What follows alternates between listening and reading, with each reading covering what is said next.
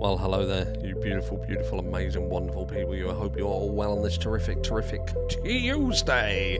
That's it, it's Tuesday. You're looking absolutely amazing, and this is video Urn of Dur. That's it, Urn of Dur. Bonjour and all that. We're going to get straight into the meat and potatoes. You're obviously learning French as well. Look, multilingual over here I am, you know. Anyway, so we get straight into it. First of all, we're going to look at this, which is, I want to click that screen, make sure I get the right one. So the Chapins are in the news. Idaho victim's mum reveals heartbreaking decision family needed to make after Bryan Kohberger stabbed triplet to death. I don't know what a triplet is. Similar to a triplet, but with a B.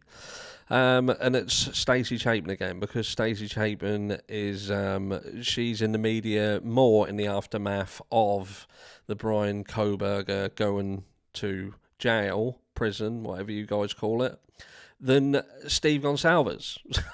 Which is, there's some fucking irony there.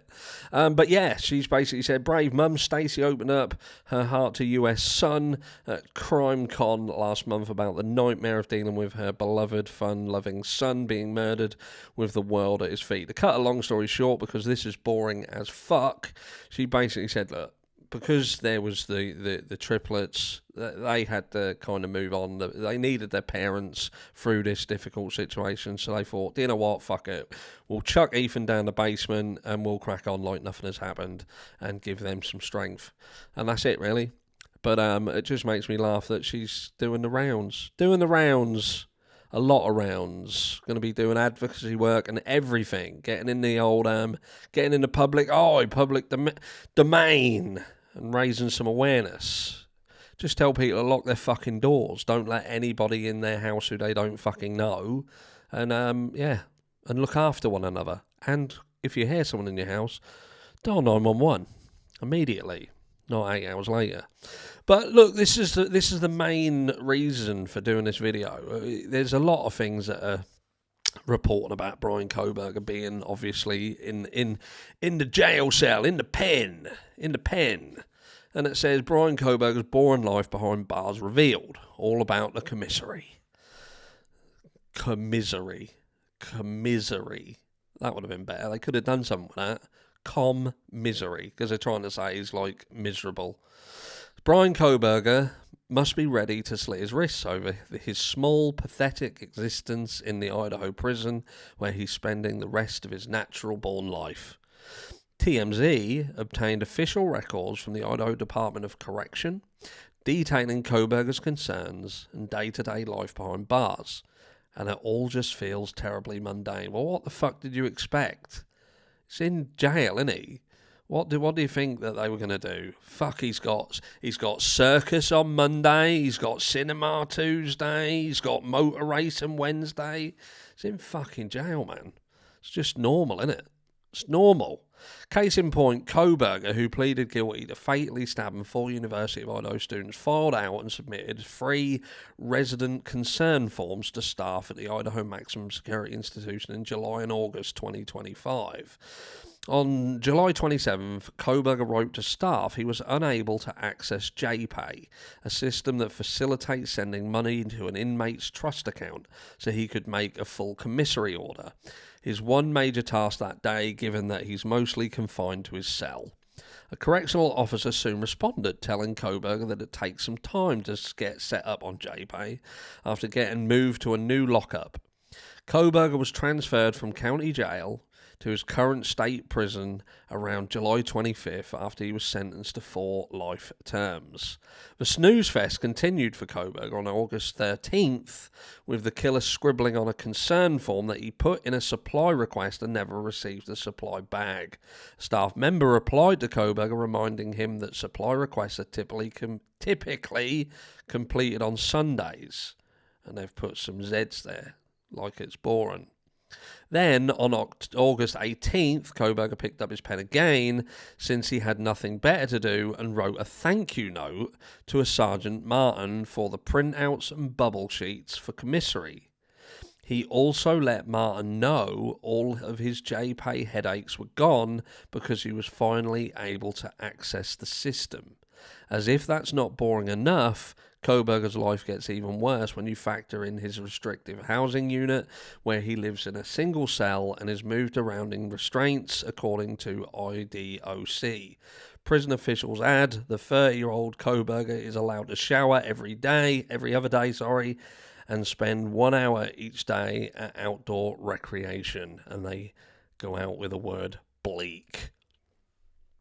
And I was thinking to myself, right, Bryan Kohberger is supposed to be this mass murderer, killer, monster.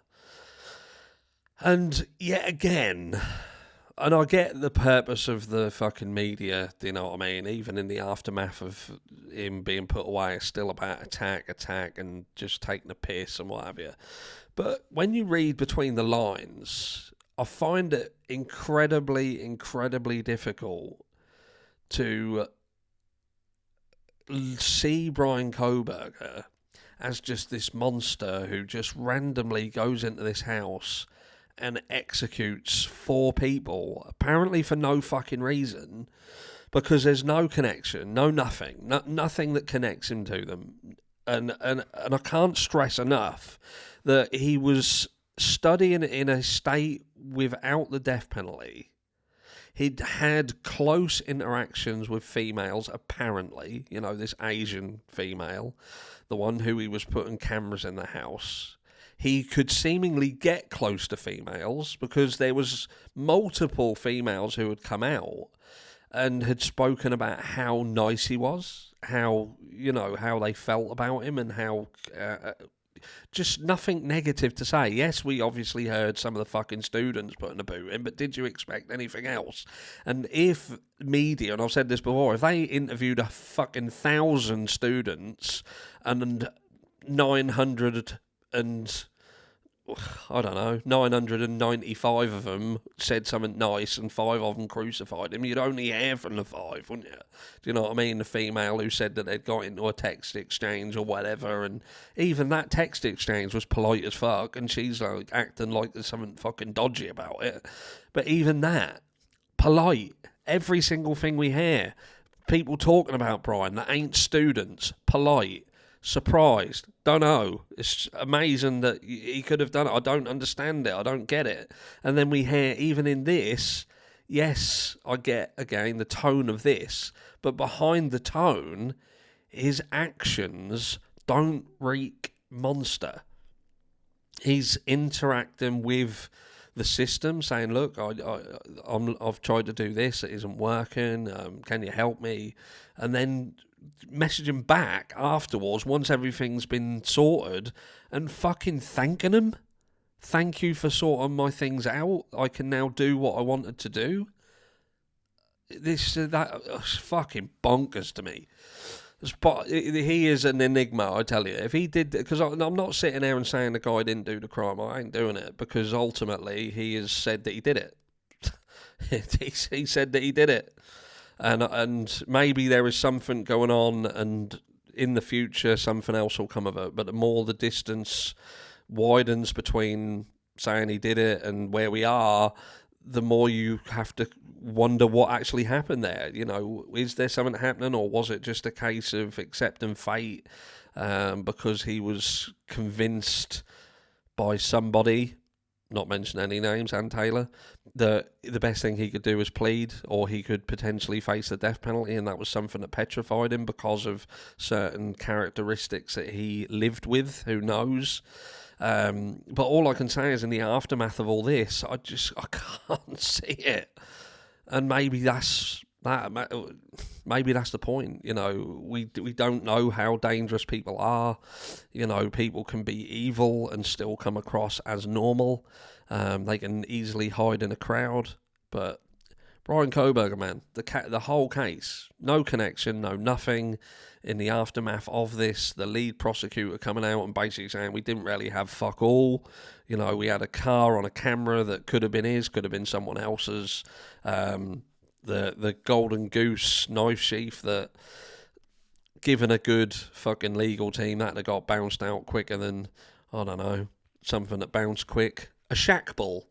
Do you know what I mean? It's bonkers, but I just don't see Monster in this guy. I don't see Monster. He's polite. He's even in court, respectfully declining, just sitting there taking it. I've not seen one thing that makes me look at this guy and think, you know what, Monster. I just don't get it. Let me know down below what you think, and I'll catch you all in the next one later on today, and then tomorrow, and the next day, which will be the midweek hump. Love you all. Mwah.